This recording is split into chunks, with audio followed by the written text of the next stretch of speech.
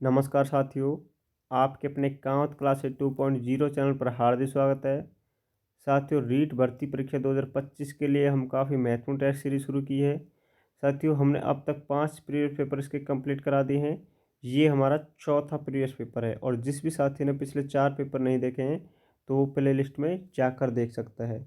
और जो साथी पहली बार जुड़ा है उनको मैं बता दूँ, माध्यमिक शिक्षा बोर्ड द्वारा अब तक जितने भी रीट भर्ती पेपर कराए हैं उन सभी पेपरों को हम वाक्यात्मक एनालिसिस करवा रहे हैं। तो साथियों, इन सभी पेपरों में किस तरह के प्रश्न पूछे जाते हैं और किस तरह के प्रश्न एग्जाम में आने की संभावना होती है, उन सभी पर हम क्या कर रहे हैं, डिस्कस कर रहे हैं और इनका व्याख्यात्मक एनालिसिस कर रहे हैं।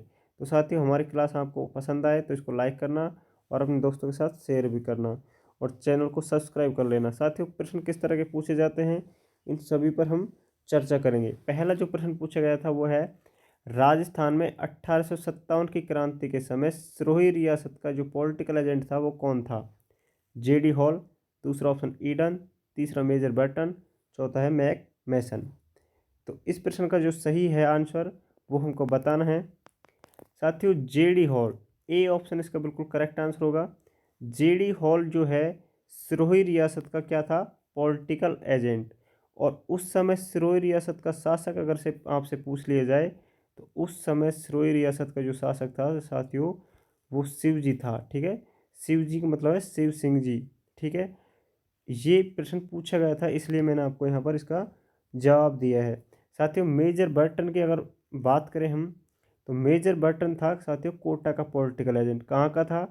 कोटा का पॉलिटिकल एजेंट था। उस समय कोटा का जो रियासत का शासक था साथियों वो था राम सिंह। कौन था? राम सिंह था। एक प्रश्न पूछा जाता है ईडन। ईडन अगर कहाँ का पॉलिटिकल एजेंट है आपसे ये पूछा जाए तो ये जयपुर रियासत का उस समय पॉलिटिकल एजेंट था। ये काफ़ी बार एग्जाम में आया हुआ प्रश्न है। ईडन कहाँ का पॉलिटिकल एजेंट था? तो कहाँ का था? जयपुर का। और उस समय राम सिंह जो द्वितीय है वो जयपुर रियासत का शासक था साथियों। मैक मैसन की अगर बात करें तो मैक मैसन उस समय जोधपुर जोधपुर जो रियासत है वहाँ का पॉलिटिकल एजेंट था। और उस समय अगर रियासत का शासक पूछा जाए कि कौन था तो वो तख्त सिंह था। तो ये कुछ फैक्ट थे जो हमने आपको बताए हैं। साथियों, इनसे संबंधित आपको 2025 में जो प्री और इसके बाद में साथियों मेंस जो भर्ती परीक्षा होने वाली है उनमें इन चारों पाँचों में से एक प्रश्न आपको 100% देखने को मिल सकता है साथियों, क्योंकि ऐसे प्रश्न ही माध्यमिक शिक्षा बोर्ड बार बार पूछती है। नेक्स्ट इसमें प्रश्न है, मोतीलाल तेजावत किस गांव के निवासी थे? फलासिया, सामलिया, कोल्यारी, मानगढ़। तो इस प्रश्न का जो सही आंसर है हमको बताना है। इसका जो सही आंसर है वो है Kolyari. C option is the correct answer.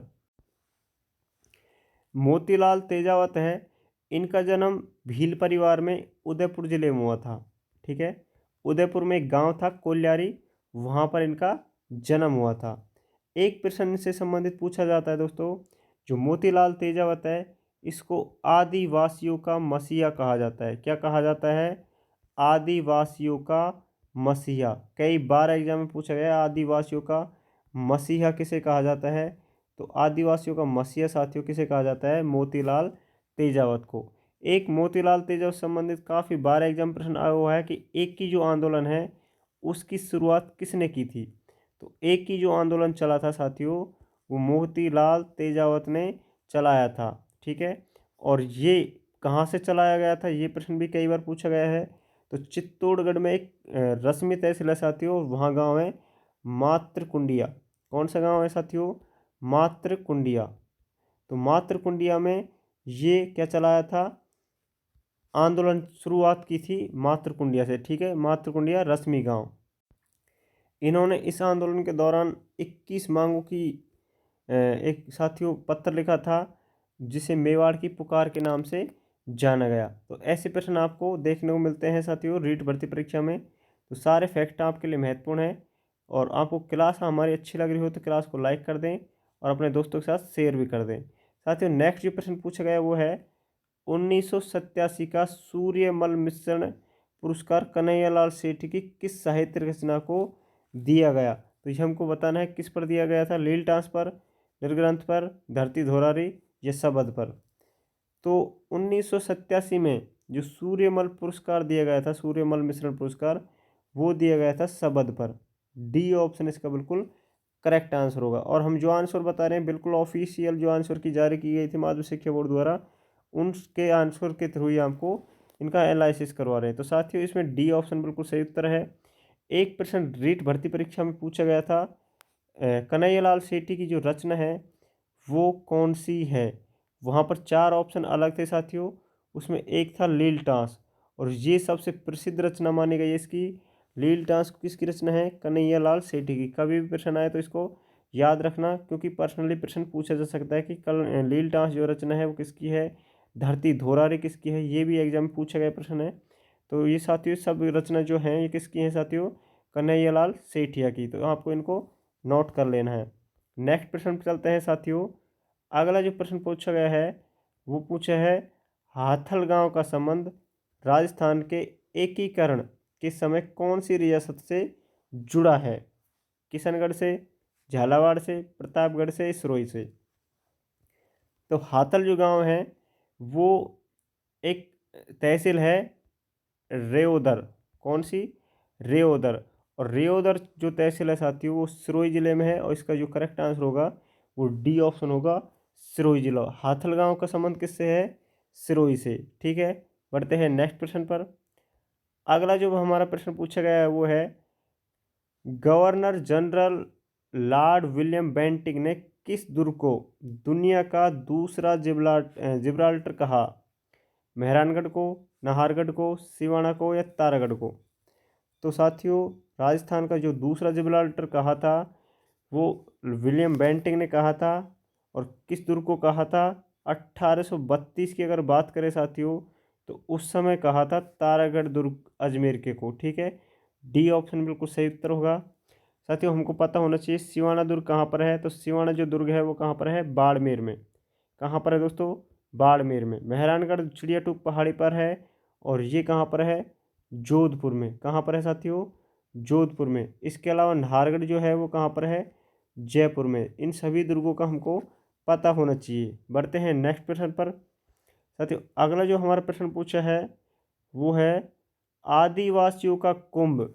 आदिवासियों का कुंभ राजस्थान के कौन से मेले को कहा जाता है? पहला ऑप्शन है वेणेश्वर मेला, दूसरा कैला देवी, तीसरा जीण माता, और चौथा डिगी मेला।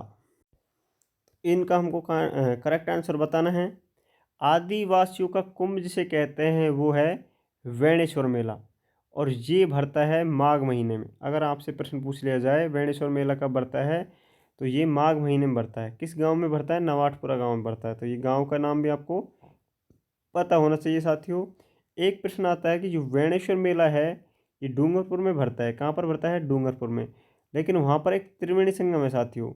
वहाँ पर त्रिवेणी संगम है सोम नदी का, जाखम नदी का, और माही नदी का। तो साथियों 3 नदियों का त्रिवेणी संगम है, वहाँ पर ये मेला भरता है। ठीक है, कई बार एग्जाम पूछा गया कि कौन से त्रिवेणी संगम पर ये मेला भरता है। तो सोम, माही, जाखम जो त्रिवेणी संगम है वहाँ पर मेला भरता है। और साथ ही वेणेश्वर में जो मेला भरता है वो शिव जी, ठीक है, वहाँ पर शिव जी की जो मूर्ति है वो समर्पित है। तो यहाँ पर आपको पता होना चाहिए कि शिव जी की मूर्ति के लिए ये मेला आयोजित होता है। ठीक है, वेणेश्वर धाम। साथियों इन मेलों की बात करें जो ऑप्शन में दिए गए हैं, जीण माता मेला जो भरता है ये कहाँ पर भरता है? ये जीण माता भरता है साथियों रेवासा सीकर। ठीक है, कहाँ पर भरता है? रेवासा में, रेवासा। इसके अलावा डिग्गी मेला है जो कहाँ पर भरता है? टोंक में भरता है। इसको डिग्गी कल्याण जी का मेला कहते हैं साथियों। कैला देवी जी का मेला भरता है करौली में। ठीक है, जिसको घुटकन नृत्य प्रसिद्ध है वहाँ का। ठीक है, घुटकन। साथियों ये कुछ फैक्ट थे जो हमने आपको बताए हैं।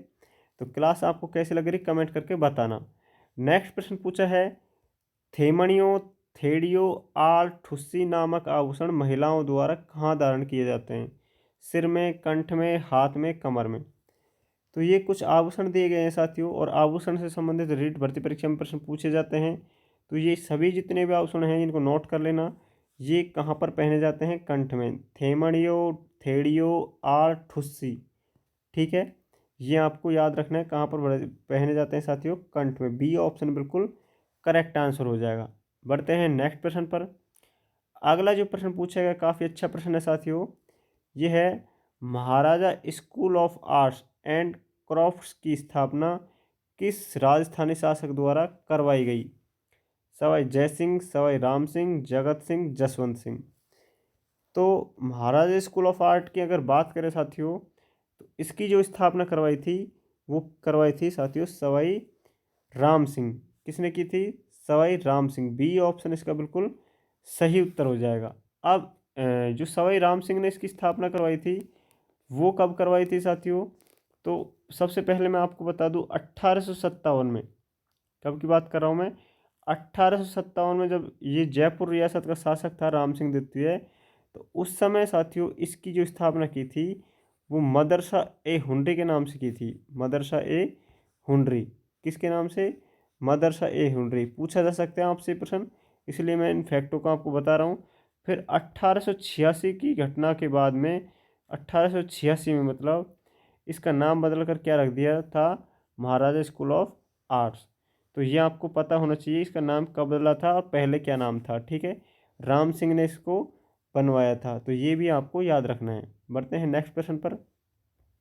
साथियों अगला प्रश्न काफ़ी अच्छा है और इसमें पूछा है वाला नृत्य किसके द्वारा किया जाता है? स्त्री द्वारा, पुरुष द्वारा, स्त्री व पुरुष द्वारा, इनमें से कोई नहीं।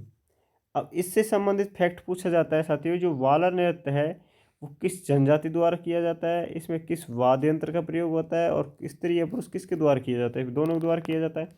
तो हमको ये याद रखना है साथियों, जो वाला नृत्य है वो पहली बात तो स्त्री और पुरुष, इसका करेक्ट आंसर होने वाला सी ऑप्शन। स्त्री और पुरुष द्वारा ये नृत्य किया जाता है। साथियों ये गरासिया जो जनजाति है, किस जनजाति की बात कर रहे हैं? गरासिया जनजाति का सबसे प्रसिद्ध नृत्य है। किसके द्वारा किया जाता है? गरासिया जनजाति के द्वारा। अब बात करें वाला नृत्य में किस वाद्य यंत्र का प्रयोग होता है, तो वाला नृत्य होते समय साथियों किसी भी वाद्य यंत्र का प्रयोग नहीं होता। ये रीट में पूछा गया है साथियों, किसी भी वाद्य यंत्र का प्रयोग नहीं होता। वाद्य यंत्र का प्रयोग नहीं होता। और ये पेपर रीट भर्ती परीक्षा में नहीं, काफ़ी एग्जामों में पूछा गया है साथियों कि किस कौन सा जो नृत्य है उसमें वाद्य यंत्र का प्रयोग नहीं होता। तो वालर एक ऐसा नृत्य है जिसमें किसी भी वाद्य यंत्र का प्रयोग नहीं होता। आप इस फैक्ट को नोट कर लेना साथियों, दिमाग में भी और अपने नोटबुक में भी। साथियों नेक्स्ट जो प्रश्न पूछा गया है वो शिक्षण विधि से संबंधित है और इसमें पूछा है निम्नलिखित में से किस उद्देश्य की संप्राप्ति पर विद्यार्थी किसी मानचित्र में अंकित अशुद्धियों को सही कर सकता है? ज्ञान अर्जन, बोध का विकास, ज्ञान उपयोग, क्रियात्मक कौशलों का विकास। तो साथियों अगर हम अशुद्धियों को सही कर रहे हैं तो यहाँ पर क्रियात्मक रूप धारण कर रहे हैं, तो क्रियात्मक कौशलों का क्या हो रहा है? वहाँ पर विकास की बात हो रही है। तो डी ऑप्शन इसका बिल्कुल सही उत्तर हो जाएगा। बढ़ते हैं नेक्स्ट प्रश्न पर।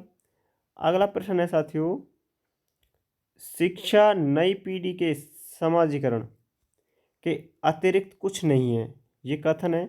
और मैंने आपको बताया कि एसएसटी से संबंधित जितने भी कथन हैं साथियों उनको नोट कर लीजिए, प्रीवियस पेपर में आए हुए हैं, वही कथन बार बार रिपीट हो रही है।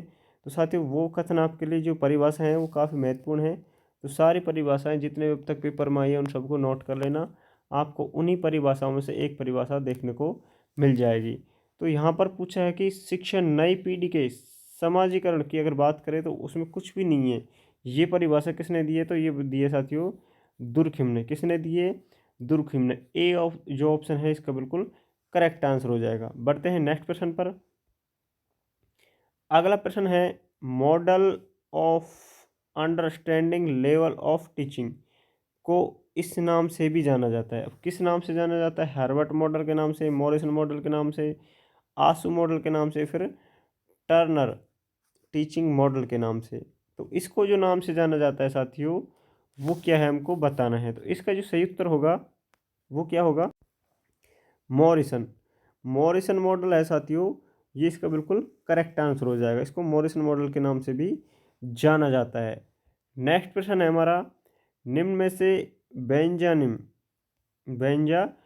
ब्लूम जो है साथियों, ब्लूम महोदय, उन्हें संज्ञानात्मक पक्ष से संबंधित कौन सा शिक्षण उद्देश्य नहीं है?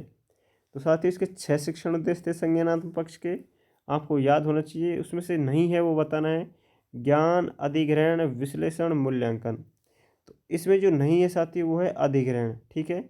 इसके अलावा ज्ञान इसमें है, विश्लेषण है, मूल्यांकन है साथियों, समझ इसमें शामिल है, क्या है, समझ इसमें शामिल है, अनुप्रयोग इसमें शामिल है, और एक है विश्लेषण इसमें दे दिया है, और संश्लेषण इसमें है, क्या है, संश्लेषण। तो ये 6 प्रकार आपको दिख रहे हैं यहाँ पर संज्ञानात्मक पक्ष के। ज्ञान है, विश्लेषण है और मूल्यांकन, 3 ये हो गए, 3 मैंने नीचे नोट करा दिए हैं। समझ, अनुप्रयोग, संश्लेषण। साथियों ब्लूम से संबंधित प्रश्न पूछा जाता है तो इन 6 जो आपको यहाँ पर शिक्षण उद्देश्य दिखाए गए हैं संज्ञानात्मक पक्ष के, इनको आपको नोट कर लेना है, इनसे संबंधित प्रश्न पूछा जाता है, ठीक है। बढ़ते हैं नेक्स्ट प्रश्न पर। साथियों अगला जो प्रश्न है वो दिया गया है, अनुदेशन तकनीकी की प्रकृति के अनुसार प्रायोजना विधि संबंधित है। तो प्रायोजना जो विधि संबंधित है साथियों किससे है वो हमको बताना है। तो GCI जो समूह नियंत्रित अनुदेशन होता है इससे संबंधित ये प्रोजेक्ट पद्धति है जो अनुदेशन की प्रयोजना विधि है, ठीक है। और प्रयोजना विधि किलपैट्रिक महोदय ने दी थी, आपको इसका पता होना चाहिए। नेक्स्ट जो हमारा 135 नंबर का प्रश्न है साथियों, ये भी शिक्षण विधि से संबंधित पूछा गया है। SST में शिक्षण विधि से संबंधित प्रश्न भी आपको देखने को मिलेंगे और इस तरह के ही प्रश्न आपको वहाँ पर देखने को मिल सकते हैं। मूल्यांकन एवं मापन के संबंध का निर्धारण निम्न में से किस सूत्र द्वारा प्रदर्शित किया जा सकता है। तो साथियों इसमें सबसे महत्वपूर्ण जो चीज़ है वो है मूल्यांकन। तो मापन तो इसको मापन से तुलना तो होगी नहीं इसकी, ठीक है, वो होगी मूल्यांकन से तुलना। मूल्यांकन का जो पार्ट है वो है मापन है और मूल्य निर्धारण। इनको हम जब जोड़ देंगे तो साथियों मूल्यांकन बन जाएगा जिसमें मूल्यों का क्या आ जाएगा, निर्धारण हो जाएगा मान, और उसका मापन भी हो जाएगा। तो डी ऑप्शन के अलावा साथियों, सॉरी बी ऑप्शन के अलावा और कोई ऑप्शन ऐसा नहीं है जिसमें सही माना जाएगा। तो मूल्यांकन बराबर मापन प्लस मूल्य निर्धारण।